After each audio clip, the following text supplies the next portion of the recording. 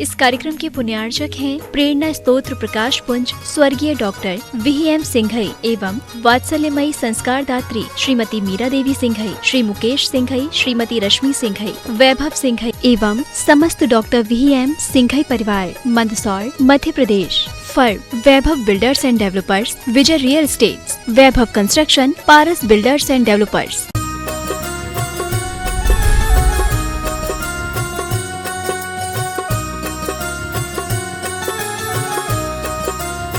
बोलिए आदिम तीर्थंकर आदिनाथ भगवान की, वर्तमान शासननायक भगवान महावीर स्वामी की, संत श्रोमणी आचार्य भगवान विद्यासागर जी महाराज की, परम पूज्य प्रमाणिक संत महामना मुनिराज प्रमासागर जी महाराज की, परम पूज्य अरह सागर जी महाराज की। आज इस धर्म सभा में विराजित सभी भव्यजनों जो आज गुरुदेव के चरण में अजमेर, कोटा, बेंगलोर, पटना, इंदौर, सिलवानी, जबलपुर, कोडरमा, सरिया आदि अनेक स्थानों से अपनी गुरु भक्ति अर्पित करने के लिए उपस्थित हुए हैं, आप सबका मैं वंदन अभिनंदन करता हुआ उन सभी सुधी श्रोताओं का, सम्यक दर्शकों का जो सुदूर अवस्थित दूरदर्शन के माध्यम से पारस चैनल, जनवाई चैनल, आदिनाथ चैनल एवं प्रमाणिक ऐप में अपनी शंकाओं के समाधान प्राप्त करके अपने जीवन को उन्नत कर रहे हैं, उन सब का आज भगवान आदिनाथ के जन्म तप कल्याण के अवसर पर शुभकामनाएं संप्रेषित करता हुआ आप सबको गुरुदेव के चरणों से संबद्ध कर रहा हूं। मैं गुरुदेव के चरणों से आपको संबद्ध करूं, उसके पूर्व चाहता हूं कि गुरुदेव का आशीष हम पर आच्छादित हो। अतः मेरे साथ उच्चारें, नमोस्तु महाश्री, नमोस्तु महाश्री, नमोस्तु महाश्री। जैन संस्कृति का अद्भुत आयतन, परम पूज्य गुरुदेव की परिकल्पना गुणायतन।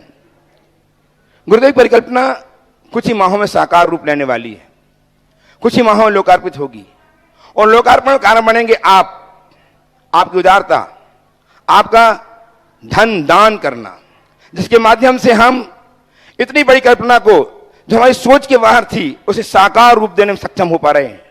आज भी बहुत से उदार मानवों ने अपने भाव व्यक्त किए हैं, किसी ने स्वर्ण कार्य की स्वर्ण दान, तो किसी ने अपने आप को गुणायतन संपन्न करके जीवन को धन्य किया है। उनमें आज यहाँ उपस्थित हैं श्रीमान स्वर्गीय शिखरचंद जी, श्रीमती नीलम जी, नीटू सिंह जी, सपना जी, निलय जी, सोनम जी इंदौर, अपने इनके पुत्री दामाद श्रीमती शिल्पा जी, संजय जी सिलवानी। इन्होंने अपने आप को गुणायतन के सूत्रधार के रूप में अपने सूत्र संवारे हैं, संजोए हैं। बहुत बहुत साधुवाद। आए गुरुदेव चरणों की अभिवंदना करें, आशीर्वाद प्राप्त करें और इनका सम्मान करने के लिए मैं आमंत्रित कर रहा हूं, पूरा परिवार आ जाए और मैं सम्मान करने के लिए आमंत्रित कर रहा हूं। आज हमारे बीच में श्रीमान बीरन जी छावड़ा, जैन, बेंगलोर प्रवासी, निवासी कोडरमा, जो गुणायतन के ट्रस्टी हैं, वे आए और इनका सम्मान करेंगे। साथ ही आए इंजीनियर श्रीमान आजाद जी, कल्पना जी, जैन विदिशा ट्रस्टी गुणायतन, ये आए और इनका सम्मान करके गुणायतन के गौरव को महिमा मंडित करें। आपकी तालियां लगातार बजती रहे। इतनी दूर से चल करके कहां खोजते खोजते महाराज कहां है पहुंचे और अपनी भक्ति अर्पित की। ऐसे इस परिवार को बहुत बहुत साधुवाद। आपकी तालियां लगातार बजती रहे। आइए समय बीरन जी छावड़ा। इनके पिताजी ने अपनी मृत्यु से पूर्व, श्रीमान नीटू सिंह जी, संजय जी के पिताजी ने अपनी मृत्यु के पूर्व गुणायतन संबद्ध होने के भाव रखे थे, जो आज इनके माध्यम से यहाँ पे जो रहे हैं। बहुत बहुत सा ताले लगातार कर्तव्य होती रहे। राजा जी सेठी सरिया हमारे बीच में, वे भी आए, ट्रस्टी गुणायतन राजा जी सरिया, राजा जी सेठी सरिया, वे भी आ जाए सम्मान करने के लिए, शीघ्रता से आ जाए। राजेश जी सेठी सरिया, आइए सम्मान कीजिए। आपकी तालियां लगातार बजती रहे। ऐसा परिवार है जिन्होंने अपने पिताजी की भावनाओं को साकार रूप दिया है। और साथ ही आज गुणायतन में स्वर्ण कार्य के लिए ऑनलाइन श्रीमती प्रेमलता जी, शीतल प्रसाद जी जैन, इन्होंने 2 स्वर्ण अंगूठियां प्रदान करके जो लगभग 9.05 ग्राम की हैं प्रदान की है। बहुत बहुत साधुवाद। भक्तजनों, कुछ सूचनाओं के साथ मैं आपको गुरुदेव के चरणों से जोड़ूंगा। आने वाली 14 तारीख जो महावीर भगवान के जन्म कल्याण की तारीख होगी, जो तारीख होगी पटना में पंचकल्याण की शुरुआत की, और जो तारीख है परम पूज्य गुरुदेव के 35वें दीक्षा दिवस समारोह की, उस दिन हम पटना नगर में पंचकल्याण की शुरुआत तो करेंगे ही, लेकिन गुरुदेव का 35वां दीक्षा दिवस अति उत्साह, अति उमंग, अति भक्ति भाव के साथ संपन्न करने जा रहे हैं। मैं आपको चेता रहा हूं, बता रहा हूं कि इस तारीख को याद कर लें, भूलें ना। जबकि हमें गुरुदेव चरणों में उपस्थित होकर अपनी विनय, अपनी भक्ति, अपनी श्रद्धा प्रकट करनी है। पटना में 14 तारीख को भगवान महावीर स्वामी के जन्म कल्याण के अवसर पर गुरुदेव का 35वां दीक्षा दिवस समारोह मनाया जाएगा। अपनी टिकटें आरक्षित कर लें, समय से वहां पहुंचें और अपने जीवन को गुरुदेव के चरणों पर करके धन्य करें। और साथ ही 14 से 20 अप्रैल तक पटना में पंचकर्म प्रतिष्ठा होनी है। उसमें यदि आप अच्छे पदों में उपस्थित होकर के महापूजा करने के भाव बनाते हैं तो आपके जीवन में सोने में सुहागा होगा। जबकि हम गुरुदेव के चरणों की अभिवंदना करेंगे उस दिन, उस पर्व के दिन, और उसी समय हम पंचकर्म पूजा में अपने आप को सम्मिलित कर पाएंगे। तो ध्यान रखें 14 अप्रैल उस दिन। और हम अब चलते हैं गुरुदेव के चरणों में अपने प्रश्नों के साथ। एक सूचना मैं दे दूं, आज हम विराजमान हैं जमुआ गांव में। ये जमुआ गांव है, यहाँ कार्यक्रम प्रारंभ हो रहा है और आज का रात्रि विश्राम होगा सूर्य मंदिर मिर्जागंज में। कल की आहारचर्या मंडोरा गांव के आसपास, अभी निश्चित नहीं है कहां होनी है, लेकिन फाइनल मंडोर गांव में कल की आहारचर्या होगी और संभवतः कल का कार्यक्रम संकट समाधान का मंडोर में ही होगा। इस बात को आप ध्यान रखेंगे। और जिन्हें आना है वे गुरुदेव चरणों में इस स्थान में पहुंच करके अपनी भक्ति श्रद्धा अर्पित कर सकते हैं। प्रथम प्रश्न के लिए मैं आमंत्रित कर रहा हूं श्रीमान बीरेंद्र कुमार जी जैन, कोडरमा निवासी, प्रवासी, बेंगलोर, ट्रस्टी गुणायतन। इनके साथ में आवेंगी श्रीमती तारामणि जी जैन, सेठी, कोडरमा। दो महाराज श्री के चरणों में नमोस्तु। मेरा और मेरे पूरे परिवार की तरफ से नमोस्तु नमोस्तु नमोस्तु।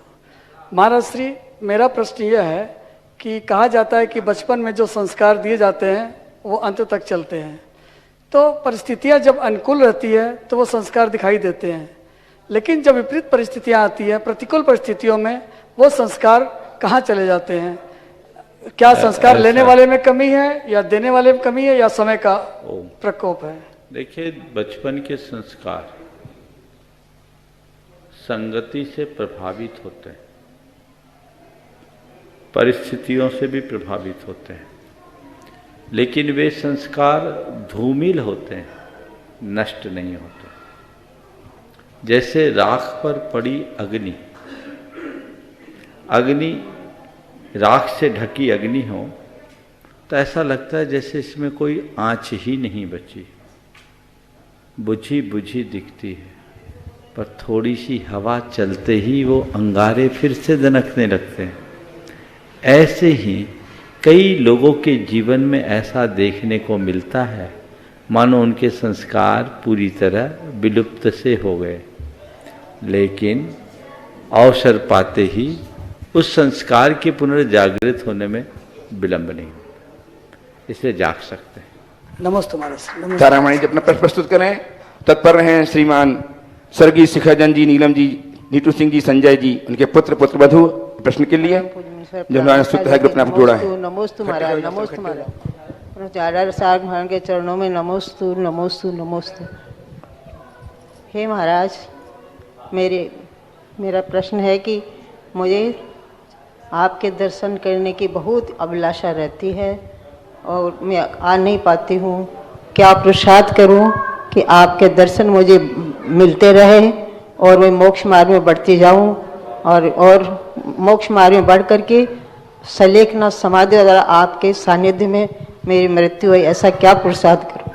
देखिए, आपकी ही नहीं, आप जैसे बहुत भक्तों की भावना हो। मैं सभी से कहूँगा कि भावना तो रखनी चाहिए पर व्याकुलता नहीं। मन में भावना रखो कि हमें दर्शन मिले, सानिध्य मिले, पर बहुत सारी चीज़ें ऐसी होती है जो हम चाह करके भी पूरी नहीं कर पाते। तो उस घड़ी में जब भावना बहुत प्रबल हो और आना संभव नहीं हो तो आंखें बंद करके दर्शन कर लिया करो, जैसे हम लोग अपने गुरु के दर्शन करते हैं, उसमें समाधान मिलेगा। ये बहुत उत्तम भावना है कि मेरा अंत गुरु चरणों में समाधि पूर्वक हो। उसके लिए नित्य भावना भाव, जब सुयोग बनेगा तो वह भी हो। आइए स्वर्गीय शेखरचंद जी, नीलम जी के पुत्र पुत्रवधू, पुत्री या दामाद अपनी मम्मी के साथ प्रश्न लेकर के और तैयार हैं श्रीमान वैभव जी जैन, मीठापुर, पटना। वैभव जैन। नमोस्तु नमोस्तु नमोस्तु। हम गुणायतन के लिए जो देने आए वो हमारे पतिदेव की इच्छा थी और वो कहते थे हम गुणायतन में ही रहेंगे, हमें यहाँ नहीं रहना है। तो अभी भी कभी आते तो कहते गुणायतन चलो, गुणायतन चलो, वहीं पे रहना है। तो अब जो हम करने आए हैं तो उसमें उनका पुण्य है कि हमारा पुण्य है? अभी भी सपने में आते हैं क्या? हाँ आते हो, कहते गुणायतन चलो वही देखिए रहना ये है। परिवार आज इंदौर और सिलवानी से संबद्ध परिवार है आया, और इनके पतिदेव का कुछ माहों पूर्व कितने दिन में 22 जुलाई को लगभग 8-9 महीने पहले देह परिवर्तन हुआ। जाने से पूर्व उन्होंने अपनी भावना प्रकट की होगी। उनके मन में एक ललक थी कि मुझे गुणायतन जाना है और वहीं रहना है। चलिए आपने उनकी भावना का एक अंश पूरा किया, भावना को पूरा करो। और वो अगर ये भाव रख रहे हैं तो मैं मानता हूँ ऐसे एक ने अनेक का मन भावनाओं से गुणायतन से जुड़ा है और सब गुणायतन के इर्द गिर्द बस रहे हैं, ऐसा समझ करके चलना चाहिए। आप लोगों से मैं यही कहूँगा, अपना भाव जोड़ के रखो, जीवन आगे बढ़ेगा। मीठापुर पटना से वैभवीजन उपस्थित हों, तैयार रहें। श्रीमान रजन जी जैन, बीना जी जैन, कोडरमा से। पूज्य मुनिवरों के चरणों में कोटि नमन। महाराज जी, प्रश्न थोड़ा सा तीखा है, शायद किसी को अगर खराब लगे तो। सोशल मीडिया के प्रोज एंड कॉन्स दोनों हैं। महाराज जी, सोशल मीडिया के एडवांटेज डिसएडवांटेज सब है। आजकल एक नोटिस होता है मेरे को बात कि कलश करते समय या कोई भी धर्म का काम करते समय मतलब कलश कर रहे हैं तो भगवान के तरफ दृष्टि कम है, कैमरा के तरफ दृष्टि ज्यादा है। तो ये इस पर कुछ आप टिप्पणी। भाव मतलब कैमरा सब कोई अपने मन में हीरो या देखो ये कैमरे का महाराज जी कह रहे चमत्कार, मैं कहना चाह रहा था ये कैमरे का प्रभाव है।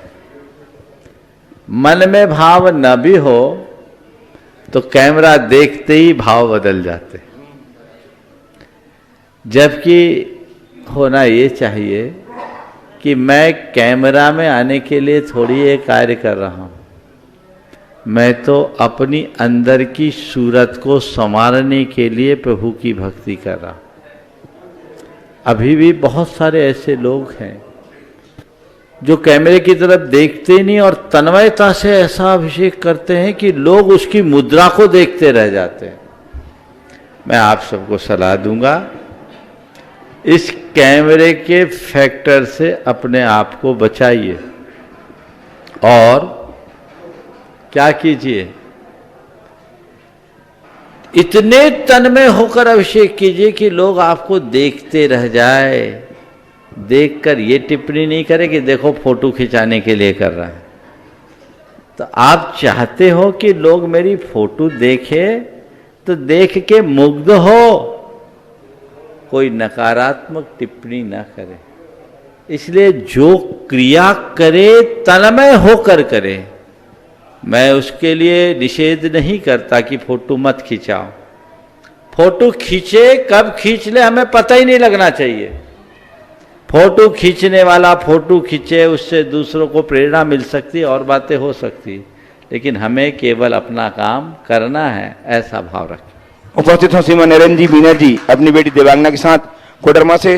तैयार रहे श्रीमती संगीता जी बजात्या, कांग्रेस मैदान पटना। गुरुद्वय के चरणों में बारंबार नमन। गुरुदेव अपने लक्ष्य के प्रति दृढ़ता कैसे बनाए रखें और उस लक्ष्य की प्राप्ति के लिए अपने अंदर पुरुषार्थ का साहस कैसे लाए? देखिए, लक्ष्य के प्रति दृढ़ता बनाए रखना और लक्ष्य की प्राप्ति के लिए पुरुषार्थ को बनाए रखना, ये दो सवाल है। लक्ष्य के प्रति दृढ़ता बनाए रखने के लिए एक कमांड अपने मन में बना के रखना चाहिए कि जो लक्ष्य हमने सुनिश्चित किया है उसको विजुअलाइज करते हुए मुझे अपना लक्ष्य पाना है, मुझे अपना लक्ष्य पाना है। मान लो दुनिया के लोगों का तो अलग अलग तरीके का लक्ष्य होता है, पर मान लो किसी को मुनि बनने का लक्ष्य है या आर्यिका बनने का लक्ष्य है, तो बस एक विजुअलाइजेशन के साथ बार बार दोहराओ, मुझे अपना लक्ष्य पाना है, मुझे अपना लक्ष्य पाना है। और जब ये वाक्य दोहराओ तो एक मुनि या आर्यिका की मुद्रा में अपने आप को देखो, चमत्कार घटेगा। कोई को आईएएस बनना है, मुझे आईएएस बनना, थोड़ा नीचे आ जाता हूँ सबके लिए। तो अपने अंदर वो चीज़ दिखनी चाहिए जो आप पाना चाहते हैं, जैसा आप होना चाहते हैं वैसा महसूस करें, तो ये हमें लक्ष्य के निकट पहुंचाएगा और फिर हमारे पुरुषार्थ की अनुकूलता अपने आप बनेगी।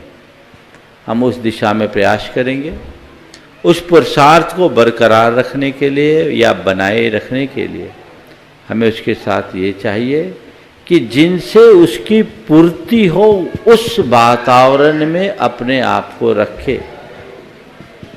जिस क्षेत्र में हम जाना चाहते हैं, हमारा जो लक्ष्य है, उस दिशा में अगर हम जाना चाहते हैं तो उस दिशा में हम उत्तरोत्तर प्रयत्न करें, आगे बढ़ें।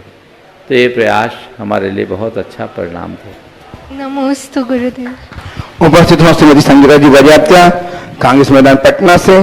तैयार हैं इंजीनियर आजाद जी जैन, कल्पना जी के साथ विदिशा से ट्रस्टी गुणायतन। मुनिश्री को हमारी ओर से त्रिवार नमोस्तु नमोस्ते नमोस्तु। इंसान अपने दैनिक कार्यों को बहुत ही तन्मयता, मेहनत और लगन से करता है, फिर भी उसका प्रतिफल उसे प्राप्त नहीं होता है, जिससे जीवन निराशा और खिन्नता की ओर अग्रसर होने लगता है। इससे मानव अवसाद की ओर बढ़ने लगता है। ऐसा क्यों? देखिए, दैनिक जीवन के लिए प्रयास करने के बाद भी, अपने कार्यों के लिए प्रयास करने के बाद भी यदि परिणाम न निकले और मन में अवसाद आने लगे तो उस दिशा में हमें दो दृष्टियां रखनी चाहिए। पहली बात, अपने दैनंदिन जीवन में जो भी प्रयास हम कर रहे हैं उसे पूरी तत्परता से करना चाहिए, उसमें अपनी ओर से कोई कोर कसर न छोड़े। और उसके बाद यदि उसका परिणाम सामने ना आए तो दो दृष्टियां रखनी चाहिए, या तो मेरे प्रयासों में कमी है अथवा ये मेरे भाग्य की कमी है, मैं खुद और करूँगा, कुछ और करूँगा, कुछ और करूँगा। एक रास्ते पर विफल हो तो दूसरा रास्ता चुनना चाहिए, दूसरे रास्ते में विफल हो तो तीसरे। मन में जब आशा का संचार होता है, आशावादी दृष्टि बन जाती है, तो चीज़ें हमारे अनुकूल होने लगती हैं। अपने अंदर निराशा ना आए उसके लिए हम चाहिए कि हम सतत आशावादी बने रहें। उपस्थित हो श्रीमान इंजीनियर आजाद जी, कल्पना जी के साथ विदिशा से। तैयार हैं श्रीमान राजकुमार जी मीठापुर पटना से। राजकुमार जी। मुनिराज द्वय के चरणों में सादर नमोस्तु नमोस्तु नमोस्तु। गुरुदेव, जब अशुभ कर्मों के उदय से किसी व्यक्ति के जीवन में कोई परेशानी आती है, अशुभ कर्मों के उदय से व्यक्ति के जीवन में परेशानी आती है, तो कहते हैं कि समता से दुख को सहन करें। परंतु गुरुदेव, कई बार मनुष्य के परिवार में एक के बाद एक परेशानियां आती हैं और उन परेशानियों के समय जो दुख होता है तो सारा परिवार दुखी होता है। तो क्या सारे परिवार के अशुभ कर्मों का उदय रहता है? और गुरुदेव, ऐसे जब लंबी परेशानी आती है तो ऐसे में समता परिणाम कैसे रखें? कृपया समाधान करें। देखिए, बात तो सही है कि कोई भी परेशानी या दुख हो या कष्ट हो, कर्म के बिना तो नहीं आता, और कर्म के बिना नहीं आता तो जिनको जिनको उस दुख को भोगना पड़ रहा उन सब की उसमें भागीदारी होती है ना। तो ये मान करके चलना चाहिए, अगर किसी परिवार में लगातार कोई संकट आ रहा है तो परिवार जनों का सामूहिक कोई पापोदय चल रहा है। ऐसे घड़ी में दो स्तर पर काम करना। पहला तो उसमें अपने आप को अविचलित बनाए रखना, घबराना नहीं, ये सोचकर कि दुख कैसा भी हो एक दिन टल जाएगा। दुख शाश्वत नहीं है, कर्म का उदय आया है, ठीक होगा। ये तूफान है, शांत होगा। बादल छाए हैं, बारिश हो रही है, छट जाएंगे। मन में ऐसा दृढ़ विश्वास रखने से मनुष्य के हृदय में स्थिरता आती है। नीति ग्रंथों में कहा है, विपदि धैर्यम। जब कभी आप अपने आप को विपत्ति में ग्रसित महसूस करें तो धैर्य धारण करें। धैर्य धारण करने से ही विपत्तियों को सहने की सामर्थ्य विकसित होती है। दूसरी बात, ऐसे अशुभ कर्म को जब वेग आ रहा हो तो जितना बन सके शुभ कर्मानुष्ठानों में अनुरक्त करो। भगवान की पूजा भक्ति करो, त्याग तप करो, दान पुण्य का कर्म करो, जिससे हमारे अशुभ कर्मों का निवारण हो और अपने जीवन का पथ प्रशस्त किया जा सके। उपस्थित हों श्रीमान राजकुमार जी मीठापुर पटना से, तत्पर रहे श्रीमान तनसुखलाल जी वैद पटना से ही। दोनों महाराज जी को नमोस्तु। हाँ। अभिषेक और शांति धारा हम जो करते हैं, हाँ। नीचे में पाटा चटाई, कभी प्लास्टिक की चटाई, कभी कुछ चटाई हम लोग बिछा देते हैं। ये हाँ। करना चाहिए नहीं, देखिए, या नहीं बिछाना चाहिए। अभिषेक करते समय सबसे उत्तम है, जो पुराने समय की एक परिपाटी थी, जो लोग अभिषेक करते थे उनके नीचे एक पाटा बिछा रहता था और पाटे पे पैर रख करके खड़े होकर अभिषेक करने में उनको किसी तरह की कठिनाई नहीं होती थी। अब आजकल लोग चटाइयाँ बिछाने लगे, प्लास्टिक की चटाइयाँ। अगर प्लास्टिक की चटाई को शुद्ध मानो तो बात अलग है, ऐसे सीक की चटाई सबसे उत्तम है और सबसे उत्तम है पाटा जो शुद्ध होता है। बिछाना चाहिए, बिछा सकते हैं, सर्दियों में खासकर। और बिना बिछाए भी कर सकते हैं या नहीं? आपकी इच्छा है। नमोस्तु महाराज। उपस्थित हो पटना से ही श्रीमान अजीत कुमार जी के नेतृत्व में, जो पटना से बहुत सारे श्रावकगण आए हैं, सब इकट्ठे अपने स्थान में खड़े होकर के अपनी बात भी रखेंगे और प्रश्न प्रस्तुत करेंगे। श्रीमान उमेश सिंह जी, तनसुखलाल जी, राजकुमार जी, अजीत कुमार जी के नेतृत्व में यहाँ उपस्थित हैं। अजीत कुमार जी अपनी बात रखेंगे। रोहन जी पहाड़िया आइए, बोलिए, अपनी बात रखेंगे, माइक दीजिए।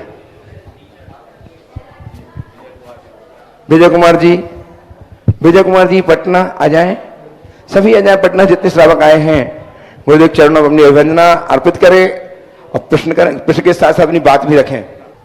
बोलिए आचार्य श्री विद्यासागर जी महाराज की, बोलिए गुरुवर श्री प्रमाण सागर महाराज जी की, श्री हरि सागर महाराज जी की। महाराज जी, हम लोग पटना से सब लोग आपके सानिध्य में आए हैं और हम लोग को बड़ा सौभाग्य मिला है कि आप पटना पंच कल्याणक महोत्सव आपके माध्यम से होने जा रहा है। ये हम लोग का परम सौभाग्य है। महाराज जी, हम लोग इसलिए आज यहाँ आपसे एक निवेदन करने आए हैं कि महाराज जी, आपका 14 तारीख को 35वां दीक्षा जयंती जो है हमारे पटना समाज को प्राप्त होगा करने का।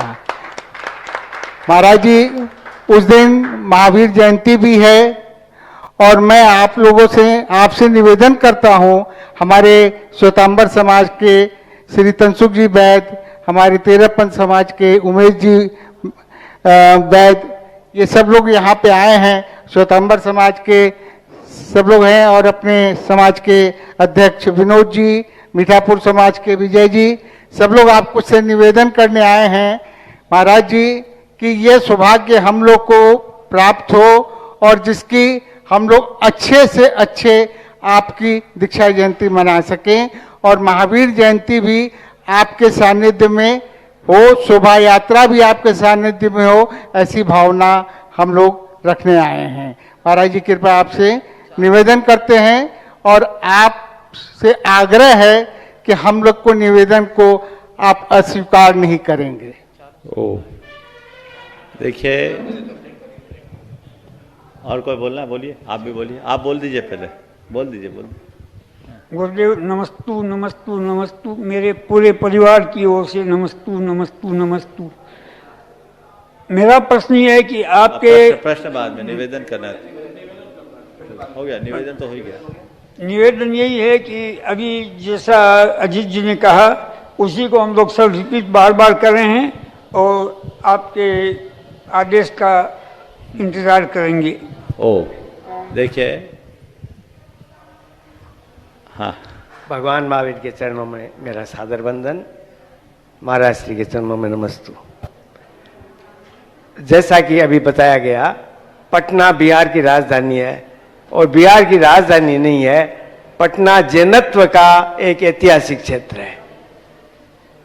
पटना को ये गौरव प्राप्त है कि वो बिहार की राजधानी है और इस कारण से उसे चारों सब संप्रदायों के आचार्यों की बहुत बड़ी कृपा दृष्टि मिल रही है। तो आपकी भी पटना को कृपा दृष्टि मिले। और महावीर जयंती का प्रोग्राम जो हम लोग मिला के कर रहे हैं, सब चारों संप्रदाय मिलजुल के, वैसे बहुत कम उदाहरण मेरी नज़र में है। आपकी नज़र में हो तो आप बता सकते हैं, लेकिन बहुत कम जगह ऐसा होता है कि इतना सौहार्द सब संप्रदायों के बीच में हमारा रहता है। तो यह सौहार्द और बढ़े और आपके सम्मिलन से इस सौहार्द को चार चांद लगे, हम और ज़्यादा किस तरह से एक होकर काम कर सकें, नई प्रेरणा हमें मिले। और यह तभी संभव होगा कि महावीर जयंती की डेट तो वही रहेगी। तो महावीर जयंती पर आपका सानिध्य मिलना हमारे लिए एक सौभाग्य की बात होगी। हाँ, और सबका एक ही बात है कि महावीर जयंती पर आप हमारे साथ रहें। ओम हरम। देखिए, और आप लोगों ने निवेदन किया, एक संयोग है कि महावीर जयंती इस प्रसंग में आ रही। दीक्षा जयंती की भी चर्चा आप लोग कर रहे हैं। मैं कहता हूँ महावीर जयंती में सब जयंती समाहित हो जाती। बहुत प्रसन्नता का विषय है कि पटना जो बिहार की राजधानी है और वहाँ चारों संप्रदायों के लोग मिलकर के महावीर जयंती आयोजित करते हैं। और बात तो बिल्कुल सही है, क्योंकि भगवान महावीर का जन्म भी बिहार में हुआ है। तो बिहार की महावीर जयंती पूरे देश में विशेष होनी चाहिए। ये प्रयास आप सबको करना चाहिए। जहाँ तक सवाल है हमारा, अब हम तो पंचकला के निमित्त जा रहे, चूँकि आयोजन स्थल और पटना में कुछ दूरियां हैं। 14 तारीख से कार्यक्रम घोषित हो चुका है। अब मैं जानता हूं कि 14 तारीख को अगर पंचकला की शुरुआत करते हैं तो महावीर जयंती का कार्यक्रम शहर में नहीं हो सकता। आज आप लोगों ने निवेदन किया, ये निवेदन थोड़ा पहले होता तो हमें ज़्यादा सुविधा होती।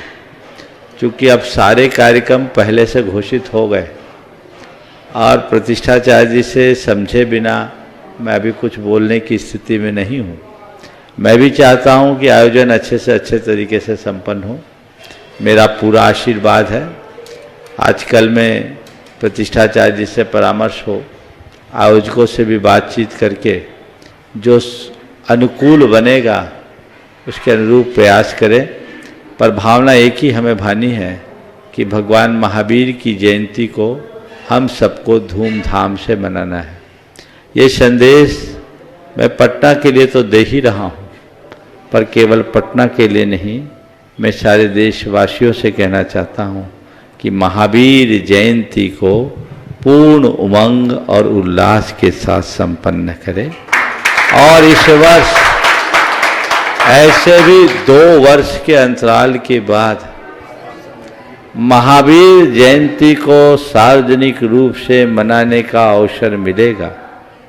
मैं पूरे देशवासियों से कहना चाहूँगा कि 2 साल की पूरी कसर इस साल निकाल दें, उत्साह के साथ इसे संपन्न करें, ताकि हम भगवान महावीर के संदेशों को दिग दिगंत तक अनुगुंजित कर सके और उनके जीवन दर्शन को आत्मसात करके अपना पथ प्रशस्त कर सके। आपकी याचिका विचारार्थ स्वीकार है, खारिज नहीं हुई। अब देखिए कैसा योग बनता है, जैसी योग व्यवस्था बने। होना तो यही था कि सबको पता तो था ही कि महाराज जी के सानिध्य में पंचकला होना है, तो लगभग 20-25 दिन पहले हमने आशीर्वाद दे दिया।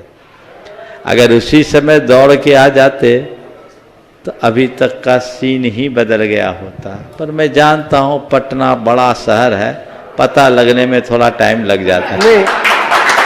हमारी तो अब लग गया है, देखता हूँ और अब जैसा अनुकूल बनेगा बताएं। महावीर जयंती की पिछली बैठक में हम लोगों ने विचार किया और ये भी विचार किया कि पटना पधारने से पहले पहले हमें रास्ते में कहीं ये निवेदन करना है ताकि देरी न हो हमारे काम में।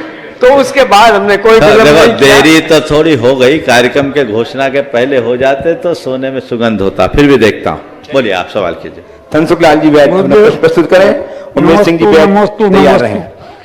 आपकी सेवा में उपस्थित होने के बाद क्या मैं ये उम्मीद करूं कि मेरे दैनिक कार्य चाहे व्यक्तिगत हो, चाहे व्यापारिक हो, चाहे दफ्तरीय हो, चाहे पारिवारिक हो, सब सुचारू रूप से चलते रहेंगे और परिवार में खुशी बनी रहेगी और सब सुखी रहते हुए आपकी सेवा का लाभ निरंतर उठाते रहेंगे। देखिए आपने जो सवाल किया है, इस सवाल खड़े रहे, मैं आपसे इसमें एक ही बात कहूंगा, अपने मन को सुचारू बना लो, सब काम सुचारू चलते रहेंगे। परिस्थितियां कैसी बनेगी बदलेगी ये मैं नहीं बता सकता, क्योंकि मैं ज्योतिषी नहीं हूँ, भविष्य वक्ता भी नहीं, और न ही कभी किसी ऐसे चमत्कार पर विश्वास रखता हूँ जो आपसे कह दे कि तू मेरी शरण में आ गया, बेफिक्र हो जा, तेरे तो बल्ले बल्ले। मैं ऐसी बातों पर विश्वास नहीं करता, पर मेरे पास एक मंत्र है, वो मंत्र मैं आपको दे सकता हूँ, आपको क्या सबको दे सकता हूँ, और उस मंत्र को साध लेने वाले के जीवन में कभी कोई कष्ट नहीं हो सकता। बता दूं, उस मंत्र का एक ही नाम है, जो है सहज स्वीकार। जो है सहज स्वीकार कर लो, अच्छा है तो स्वीकार लो, बुरा है तो स्वीकार लो, सब सुचारू चलता रहेगा। आज हम लोग जब गाड़ी में आ रहे थे हाँ, बिल्कुल इसी विषय पर बात कर रहे थे कि जो प्राप्त है पर्याप्त है। तो मेरा आपसे जो प्रश्न है वो ये है कि आज हम अपनी जगह पर बिल्कुल सही हैं, हमारे जैनत्व का पूरे विश्व में प्रचार हुआ है और हमारी संख्या बहुत कम होते हुए भी हम लोग बहुत ज्यादा उजागर हैं, हर दृष्टि से हम लोग सक्षम हैं, पुरुषार्थवादी हैं, सब कुछ हैं। लेकिन आने वाली जो पीढ़ी है हमारी, वो उस दिशा में प्रस्थित नहीं हो पा रही है। जैसा हम चाहते हैं वैसा उनका इंटरेस्ट भी नहीं हो रहा है, वैसा उनका आचरण भी नहीं हो रहा है, वैसी उनके सामने स्थितियां जो भी हो उनका मनोभाव भी नहीं हो रहा है। मैं आपसे पूछता हूं, इसमें जिम्मेवार कौन, आने वाली पीढ़ी या आप भी?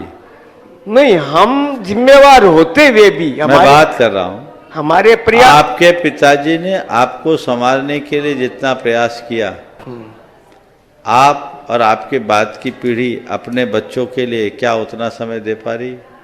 दे पा रही है? नहीं दे पा रही। नहीं सर, इसलिए कि समय देने पर भी उनके सामने शिक्षा की जो समस्याएं हैं, मैं बता रहा हूं, आइए, हम वैसा समय, उतना समय नहीं दे पा रहे।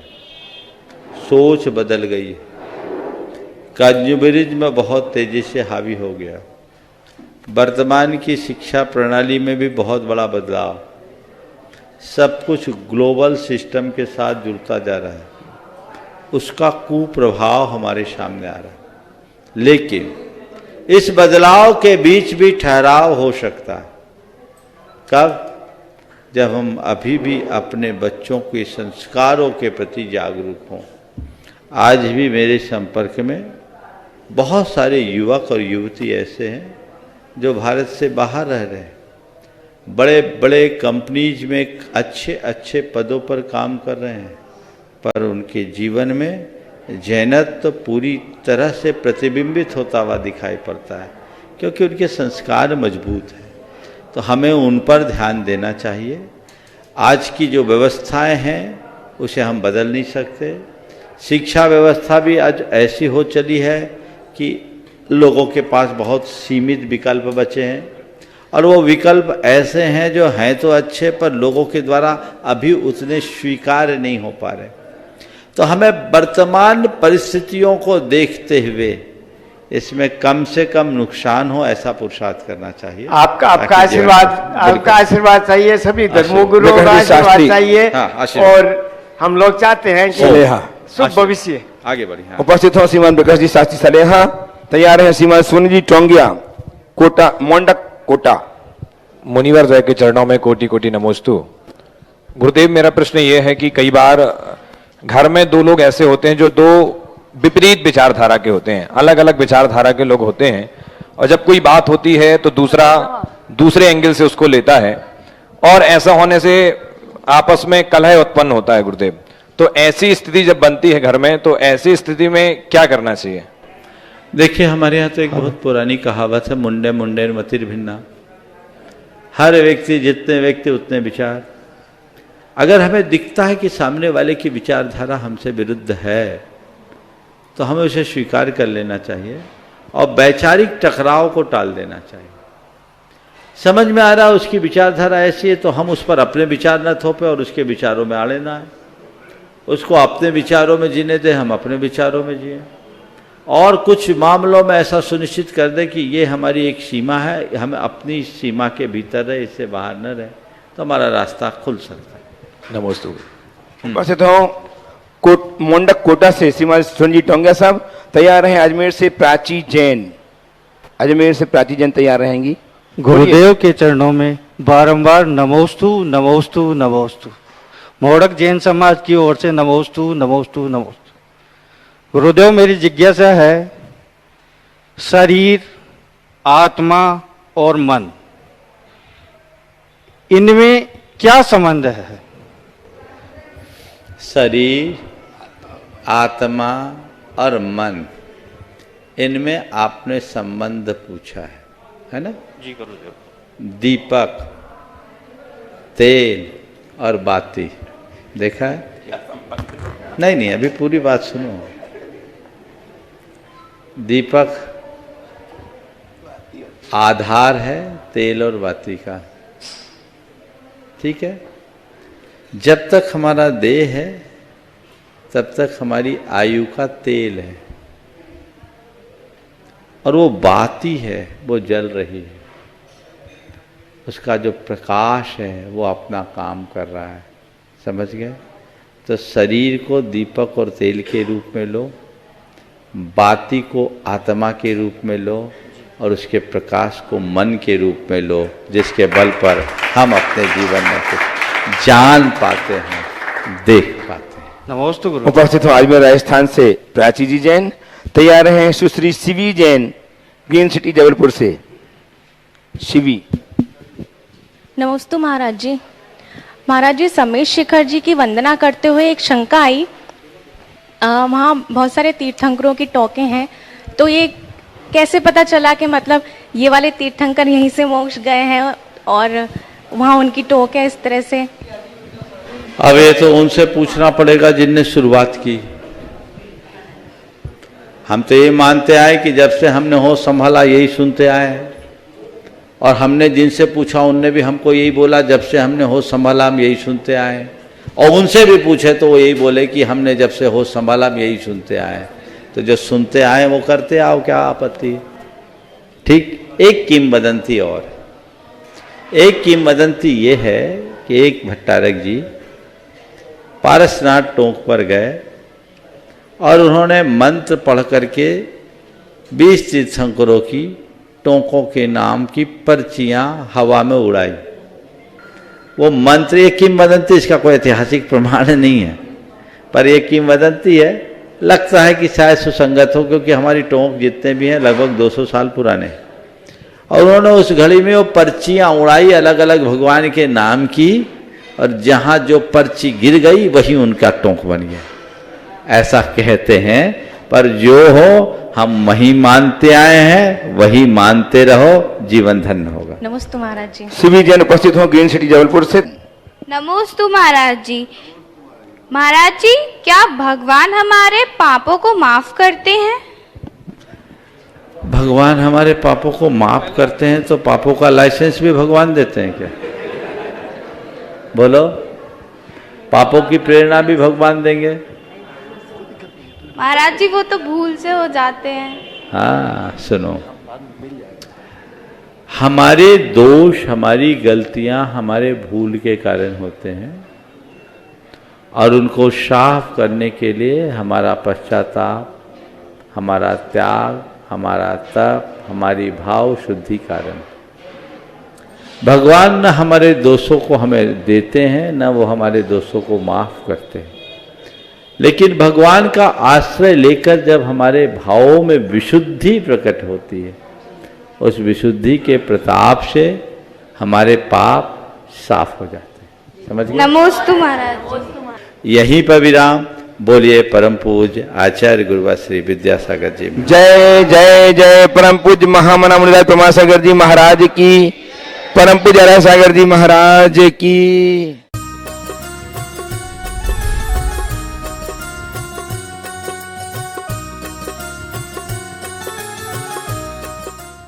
इस कार्यक्रम के पुण्यार्चक थे प्रेरणा स्तोत्र प्रकाश पुंज स्वर्गीय डॉक्टर VM सिंघई एवं वात्सल्यमयी संस्कार दात्री श्रीमती मीरा देवी सिंघई, श्री मुकेश सिंघई, श्रीमती रश्मि सिंघई, वैभव सिंघई एवं समस्त डॉक्टर VM सिंघई परिवार, Mandsaur, Madhya Pradesh. Firm Vaibhav builders and developers, Vijay real estates, Vaibhav construction, Paras builders and developers.